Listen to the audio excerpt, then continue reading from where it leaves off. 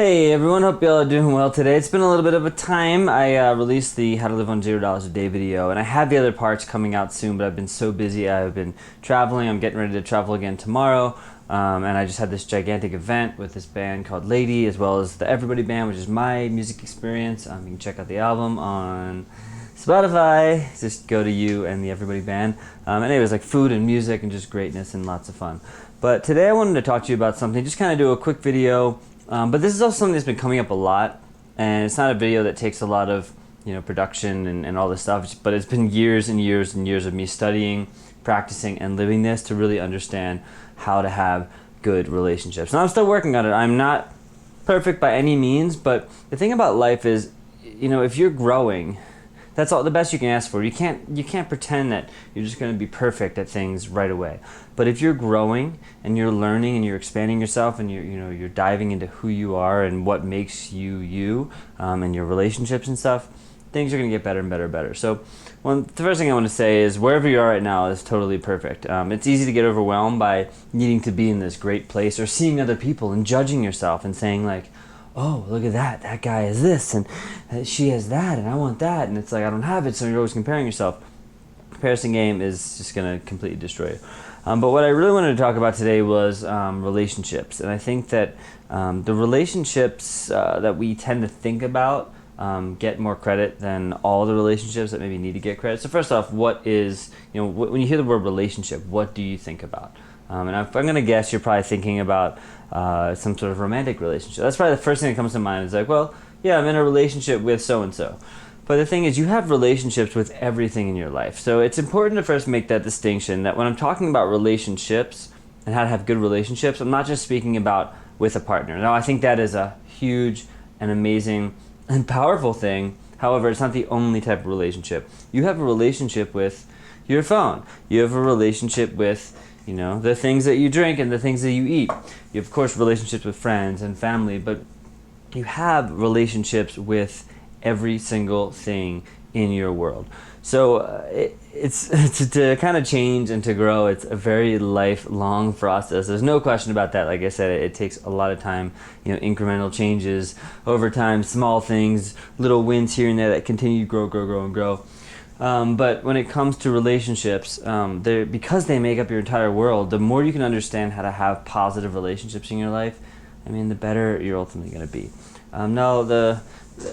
Because I think people do tend to think about relationships romantically, I will start there. And I think I can use that, and you can still get a lot of understanding from this. And again, I'm not an expert, but I'm not coming as an expert. I'm coming as someone who has worked really hard for a long time at personal, you can call it self-development, personal work, all that stuff, and I'm always on the path, but I'm growing a lot and I'm learning a lot, and I've learned enough to be able to share things that had I known. I'm actually writing a book right now called Conversations with Your Best Friend, and the tagline is like, things I wish my parents taught me, and I think there's truth to that, and I don't mean it in a way to blame them, but I learned a lot of things about relationships from my parents that weren't necessarily positive things. I did learn some positive things as well, but I learned a lot of things that I took on and brought into my other relationships with friends and with family members and with romantic partners that were very challenging for me. And I don't think life is meant to be easy. I think we're meant to have these challenges. So I'm not someone who's,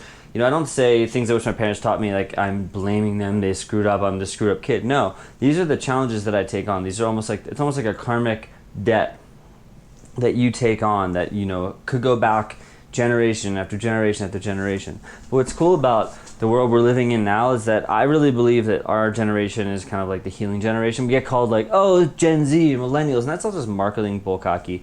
But I really believe that right now there's this big shift of like sort of healing happening, and not in like a kind of weird spiritual way so much as like I just think people are starting to wake up to the fact that things were wrong, what they were taught, what their parents showed them were wrong, and I think that's been going on for a long time, but the difference right now is that the blame is starting to shift. I think that my parents' generation, they looked at their parents, who maybe, I'm generalizing, but in a lot of people I grew up with, like their parents, they had money, they were wealthy, and that's because their parents, or the parents of our parents and grandparents, the Great Depression, really hard times, didn't have a lot of money. So then our parents vowed to work really hard to provide for us. They made a ton of money, they got the good jobs, they got the fancy houses. But then our generation saw that that didn't mean anything, that the money and the houses and the success didn't actually equate to any sort of happiness. So now we're in this space of like, okay, that didn't work. It's not about the money.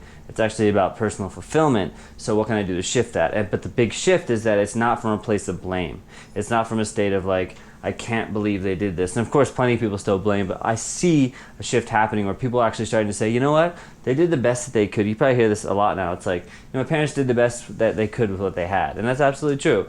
And now I can take that learning and do something different. And then our kids, the kids of our, whatever generation, will probably see all the things that we've done wrong and continue to grow. And that's what growth and evolution is all about. And the reason this is so important with relationships is because I think, whoever you're creating relationships with, just by looking at the relationships that you have in your life, you can actually tell who you are. My wife says this thing, it's a Spanish phrase, I forget, I'm going to screw it up, but it's basically like you are who you're with. Like you are the 5 people that you surround yourself with.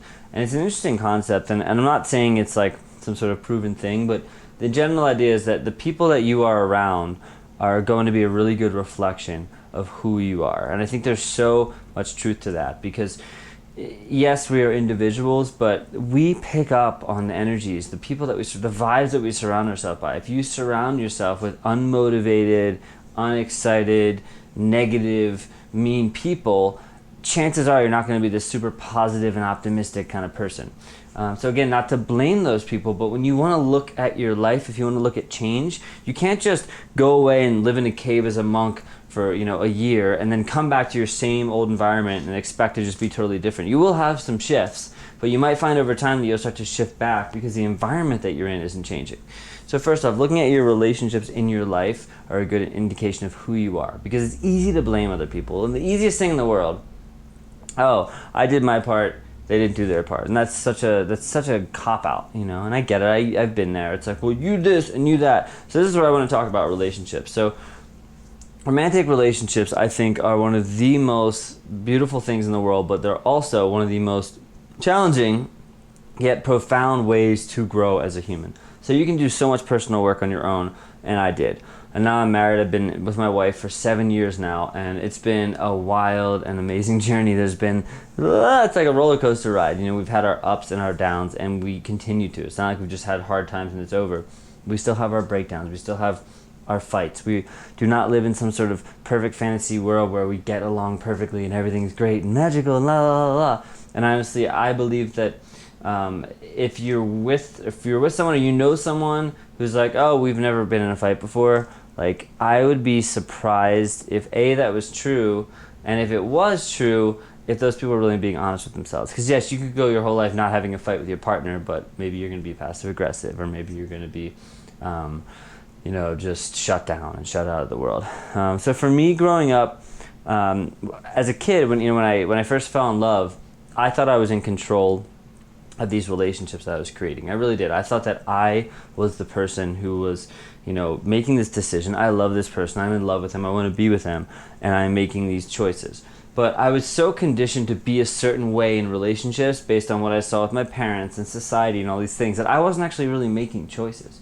I was just kind of going through it and letting things happen to me and getting upset when I didn't get what I want and being happy when I got what I wanted. It was like this very just kind of wishy-washy thing, but I had no control. I had no ability to actually like sit with my partner and have a real conversation and tell them how I was feeling or how they were making me feel and actually create some kind of real connection. And we had real connection, but it wasn't, authentic to who I am. So, after I got out of that relationship and got another relationship, similar thing, but after I got out of that, my second long-term relationship, and I had little flings here and there, but after I got out of my second long-term relationship, that's when I vowed and I said, you know what, I'm not going to be romantically involved with anyone for a very long time, because I saw what it did to me. I remember I dated this girl in college, and then I graduated, went to New York City, and she was still in college in Vermont. We would teach on the weekends, and we had a beautiful relationship in a lot of ways, but we also had a really weird and kind of just just not open and honest relationship. There was a strong, deep bond that we had because we had gone through a lot together, but I wasn't able to communicate my feelings, and I didn't know why. I didn't really know why I couldn't honestly communicate my feelings without being upset or being hurt or taking things personally. And that's a huge thing in relationships. We take things personally. You know, someone says something, our partner tells us that, you know, we did something that hurt them, and instead of just like sitting there and being with it and just listening, and when I say we, I mean myself, and I'm generalizing. I think a lot of people do this, but I should be speaking just me.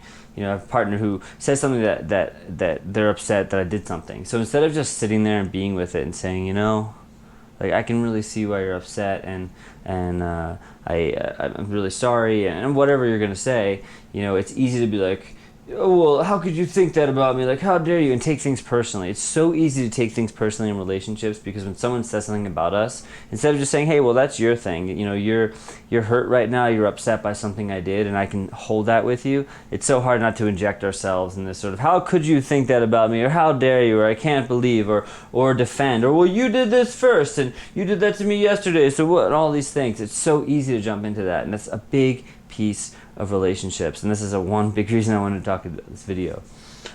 So to switch gears a little bit, and I'm just kind of throwing out some different concepts, and the reason I'm doing this is because if any of this that you're hearing relates to you, then I urge you to start diving into this deeper. There's nothing I can say that's going to, you know, change your entire reality forever without you actually already being someone on the wave and being aware of this, and B, actually putting in the time. So after this video, you know, do some journaling. I've been journaling a lot, and sometimes just writing your feelings down, not trying to think about how you feel or talk about how you feel, but actually writing it down, getting it on paper is a great way to really see it, and then read back, like, what are you really feeling? What are you really going through? Because the more you become aware of your own actions, the more you can actually empower yourself. So this is a huge piece of this video. To actually empower yourself to make changes in relationships is only as hard as you're not willing to see who you really are. And the reason I say that is because it's so easy to assume that you're doing everything right and somebody else is doing everything wrong. It's so easy to blame other people. But I heard this concept a while ago. It's kind of about taking like full responsibility. Most people in relationships, it's like, well, you know, it's half-half, it's even. So, you know, if I do my part and you do your part, things are good. It's like, but what happens is the moment somebody doesn't do their part, you say, well, I did my part, you didn't do your part, so you're to blame. I said I would do this, you didn't. But what happens is it's very disempowering, because then you're assuming that someone has to be a certain way for you to have something. For you to have happiness or fulfillment in a relationship, you're assuming someone has to show up in a certain way. But then you're actually giving your power to them. That's what you don't realize. You're giving your power to somebody by saying, well, you need to be like this in order for me to be like this. Because no one can make you feel anything. I'm talking emotionally. So yes, there are things, people can be physically violent, and obviously this is a whole different conversation, and people can be even verbally abusive. But when it really comes down to it, people can't make you feel your feelings. Only you can feel your feelings. Somebody could say something that triggers you, but they could say that same thing to somebody else, and that person might not be fazed. And that's because of the connection that you have to that person and whatever they're saying. So it always reflects back on you, which seems scary. It's like this huge responsibility, but the beautiful thing about that is it actually is very empowering. It gives you the power to say, you know what? This is absolutely true, and I can work on that. If my wife says, so we had an event not long ago, I was telling you about it, and she was kind of critiquing me on some of the things that I could have done better. And instead of just listening and saying like, oh, thank you, that's a great idea next time, I automatically made what she said mean that I was inexperienced, I was a failure, I didn't do a good enough job, the whole event was ruined, I was, you know, immature and irresponsible and all these things. And all she was trying to do is say like, hey, you know, I think this could have been better, or next time we could have done this. And I made this whole story and I ran with it, and I got really emotional and I was already tired from the event, and yes, maybe, you know, we talked about it after, and like maybe there was a better time to approach those things, and maybe we could have sat down and set a container and actually talked about it. But still, I recognize that the things she said I took so personally, and it's so easy for people to take things personally when you're in love, when you're in a relationship, when you care about someone, even with a friend. You know, people just want to be honest, But when we take things personally, we actually put up this wall between us. And I'm not saying you should just shut that off, but what I'm saying is when something triggers you, recognize it.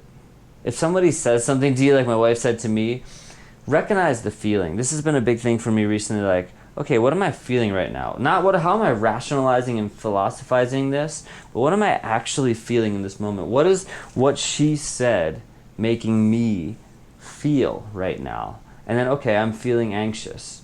I'm feeling kind of sad and heavy. But then you start to inquire about why. You might find that it relates to your childhood. Oftentimes something was like, when you really get to it, it's like, well, when I was a kid, and I came home from school and I didn't get a good grade, my mom, critiqued me, or this, the other thing, or I was trying to impress my dad and I was never good enough on the sports field, whatever the thing was for you. It usually stems back to some little thing that we experienced in childhood that we're assuming is our partner trying to hurt us, because it's really our own hurt and our own pain that we haven't dealt with. Because as a kid, when bad things happen to us or when troubling things or hard things, we tend to internalize them. We take them on, we make them mean all these things because we're so inexperienced. So we hear something, and it's like when you get older and someone calls you a name. Like I think about going back to high school, and I'm like, if I could go back to high school now with the mind that I have now, it would be an extremely different thing, because with those bullies trying to beat me up and pick on me, I would just have a very different response, or I wouldn't take things personally. Or when someone made fun of me for being this or having a big nose or whatever it was, I would just kind of laugh it off. Because I know that those things don't matter. I know that being cool in high school doesn't reflect in your life at all. And I didn't need to try to be in the cool kids team. I could accept who I was. But at the time, of course, you're just trying to do the best, do whatever's going on and things are happening. So the awareness piece is absolutely freaking huge. I also want to talk about friendships. And this could be a much longer video, but I want to keep it short enough so you have time after you watch this to do some serious writing. And what I would say is pick a relationship in your life. It can be romantic relationship. If you're in one, that probably will be the one, because it takes up a lot of time and mental energy. If you're not, pick a friendship, whatever it is. But pick a relationship in your life and just start writing about that relationship. What are the things you like? What are the things that you don't like? What are the things that you wish could change? What are the things that you're glad about that you have stayed the same? And just start to kind of dive into your relationship, because here's why. So you have the ability to change the relationships that you're in, 100%. But it's going to take you. It's going to take a lot of courage. I had an experience where I realized one of my best friends in the entire world, for years I was harboring this doubt about our friendship. Years, many, many years. It could have been 5 or 10 years, a long time. And the doubt was that one day he was just going to disappear. That I was too weird. I was too out there. We went to high school together, and a lot of my friends that became friends after, in New York and Brooklyn and stuff. But I have some close friends that from high school, a few select friends that I really care about and appreciate. And one of my friends, we worked together a little bit and we were really close. But I was definitely out of our early friend group, kind of the weird, out there, unpredictable curveball.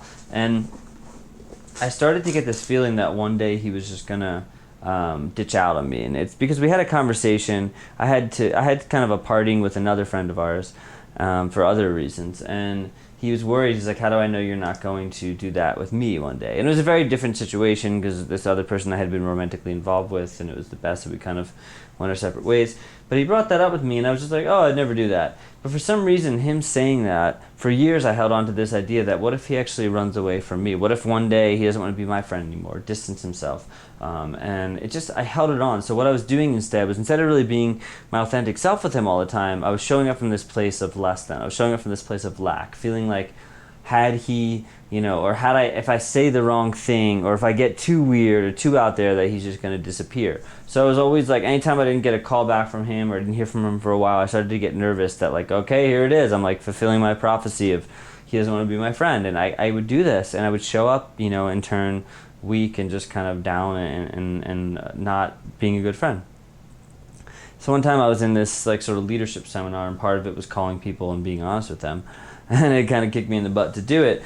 And I called him up and I told him this. I was like, hey, just want to be honest. For many years now, I've had this fear that you're not going to want to be my friend anymore.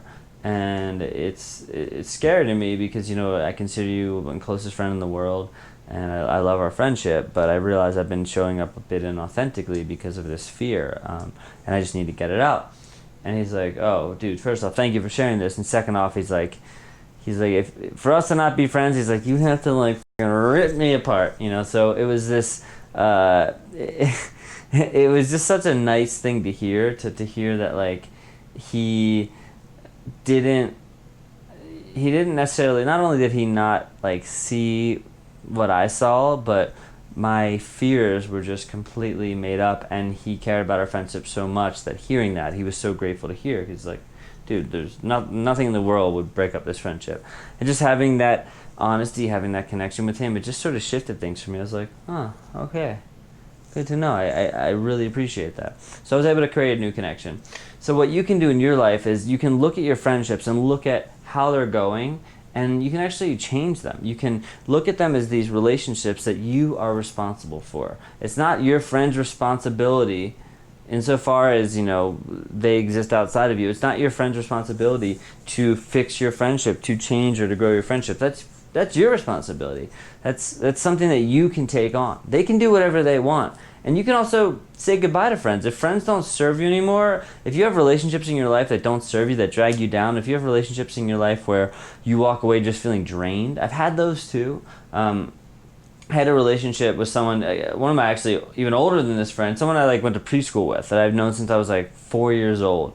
And we were friends for a long time. We were closer at some points than others, but we ended up living in Brooklyn, very close to each other. And I just, over the years, like, I always appreciated him. I knew he was well-intentioned, but he just started to become, like, I just felt like more and more like a negative Nancy. Like, he was just pessimistic, and when I would spend time with him, I felt like he was always comparing or like one-upping everything. If I said something, he had some greater thing. It was just like, I just felt this sense of insecurity around him, trying to constantly prove himself and name drop and all these things. I wasn't getting joy out of it anymore. Every time I spent time with him after, I was just like exhausting. He'd call and I would sit there with the phone like, do I pick it up? Don't I? And I'd be making lots of excuses. No, sorry, I can't hang out because this, and the other thing. And so finally, we hadn't spoken for a few months, and one day I had a question, and he was, in the music industry, and he was well connected, and I reached out and I was like, hey man, how's it going? What's going on? And we talked for a little bit, and admittedly, I was, you could say I was using him. This is many, many years ago, where I was like kind of not being genuine, because he had this connection to this band, and I wanted to get their email. So I was like, hey, would you be willing to connect me with this band? Because he always said, anytime you need anything, let me know.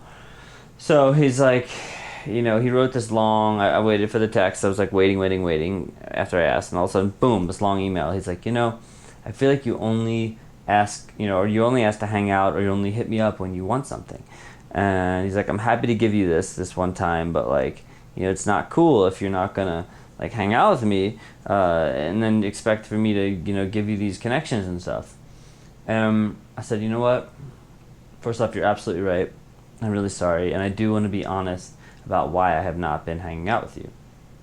What I told him was that exactly what I told you. He was negative. He was, a downer. He was always trying to one up. He felt very insecure, and I was saying it in a way that was not being like mean, like you're this. It was like, if I'm being totally honest, like when I spend time around you, I feel really drained because you're very negative about a lot of stuff, and it's really hard for me to be around because I don't choose to live my life that way anymore. And maybe it worked in the past, but it doesn't anymore. And it was scary to say that, and I didn't know what he was going to respond. He could have freaked out or whatever, but he actually wrote, he said, you know what, thank you so much for being honest about that. I really appreciate it, and I really do hope that one day we can rekindle our friendship, but the truth is that I've been getting this from a lot of people. I've been hearing this a lot recently, so I really appreciate your honesty. And that was a huge defining, shifting moment in my life, because I realized that I have this need to hide the truth, to change things, to manipulate things, to lie, because I think I'm doing the right thing out of not hurting someone. I think by distancing myself, versus telling them really how I feel, is somehow going to make things better. And this stems back from, my parents, and I look at like my father, just not to generalize too much, but the kind of lineage that he came from, and sort of his experience, and kind of what I learned, I think, from him was, you don't share too much with your friends that's like, the heavier stuff, because you don't want to bring them down. So in turn, I was creating these relationships where I was always becoming a people pleaser. And again, not blaming him, but I see how I kind of picked up on some of his patterns. I'm a person who likes to be liked. I like to be loved and cared about and appreciated and all these things. And over the time, I've learned how to be good at that. I know how to be useful to people. I know how to throw fun parties. I know how to cook and to invite friends over and to show them a good time and to laugh and play music and all these things. But for me, in the past, to be genuine was so hard, because I believed that if I told people what they wanted to hear, that would somehow in the long run be a better thing. But the truth is, it wasn't. The truth is that I was not really being authentic in my relationships. And one of the last things I'm going to say that this kind of blew my head off, I was doing part of this leadership course. I had a person in my group, and she's like, "How you doing today?" And I was like, "I'm good, how are you?" And she's like, "You see that right there? That's you. What you just did." I was like, "What are you talking about?" I just said, "I'm good, how are you?" She's like, "No, that literally is you. You're the 'I'm good, how are you' guy." I was like, "What do you mean?" She's like, "I'm asking you how you're doing. We're in this leadership thing right now. This is like some truth stuff. It's not just some surface level bullcrap. I'm asking you how you're doing, and you're deflecting it back on me. I'm good, how are you? Because you want to serve, you want to help people." And she's like, "I know that dance because that is my dance." It's like, I know what it's like to just say, "I'm good, how are you? What can I do for you? What do you need?" Because you think that by serving other people, just giving and giving and giving, that there's some sort of, positive exchange happening. But what you don't realize is you're robbing friends of having you as a friend. You're not letting people in. You're not letting people know what they need. And the way that people know what they need in your life is to tell them what you need. So people want to be, what I should say is, friends and family, people that you're close with, you have good relationships with, they want to help you. They want to be of support because they know how they can show up in your life. When you have a friend who knows that you need X, they can say, "Okay, well, I'm a friend, so I can help you with that. Oh, you need help moving? Cool, I can help you. I've added value to this friendship." If you're not letting people help you, they don't know where they fit in your life. And that was just like a complete blow to my face, because what I realized was all these years I was doing things for other people, and I had gotten depressed around that time because I was like, I feel like I don't have many friends who really ask me how I'm doing. And I really thought I didn't have friends that cared about me, but I didn't let them in.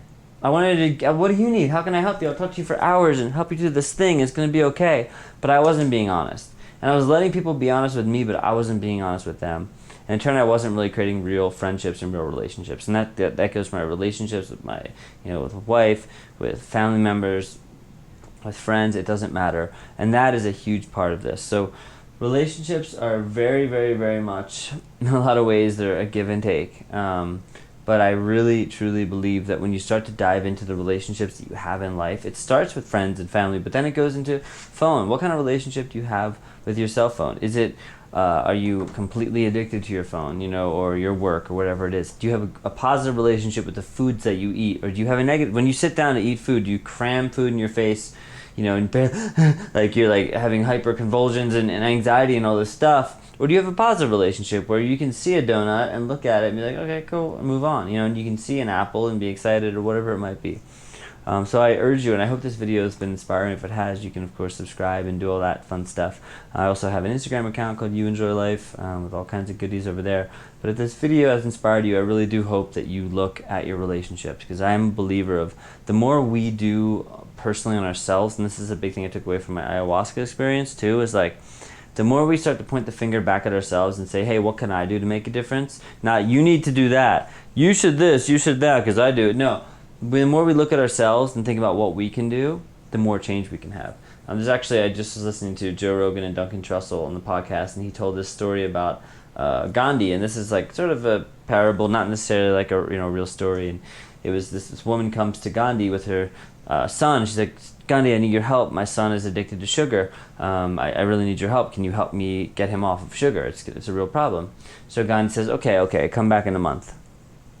And so she's like, "Okay." So they leave and go away and come back in a month, and she goes, "Hey, Gandhi, I'm back with my son. It's been a month. And he goes, okay, stop eating sugar. And she's like, well, wait, I had to wait a month for you to tell my kid that? So he said, well, I want to make sure first, and I had to make sure first, that I could stop eating sugar before I told anybody else. And it's like, so the idea, kind of the moral behind the story is like, make sure you're looking into your relationships first. Don't go around telling other people. It's easy to tell other people what to do, but look about what are the things you're doing in your life. How can you create more positive relationships? How can you own your stuff? And I will see you soon. Peace.